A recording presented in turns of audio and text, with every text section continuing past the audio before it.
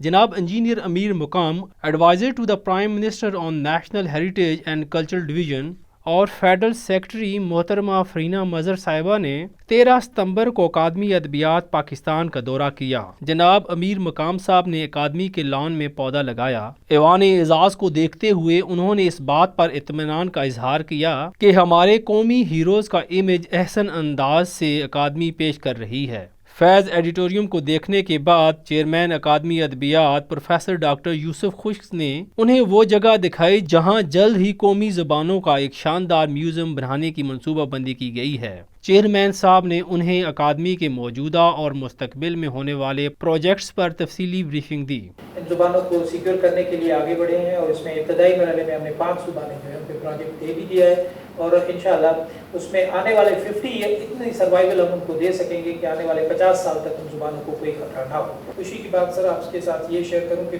پہلا شمارہ جب ہم نے نکالا خیبر پختونخوا کا، تو اس وقت ہمیں 3 زبانوں پہ جو ہے نا وہ مواد میسر تھا، لیکن دوسرے شمارے میں اب 9 زبانوں پہ ہے۔ الحمدللہ مجھے امید ہے کہ اگلے شمارے میں ہم 15 سے آگے نکل جائیں گے۔ دورہ کے اختتام پر دونوں شخصیات نے اکادمی اسٹوڈیو میں اپنا پیغام ریکارڈ کراتے ہوئے کہا، یوسف خوش صاحب اس کے جذبے کو بھی میں سراہتا ہوں، اس کی محنت کو کہ بھی وہ ایک لگن اور محنت سے لگا ہوا ہے، اور ہم نے بھی ان کو یقین دہانی کرائی، میں نے اور سٹی صاحبہ نے،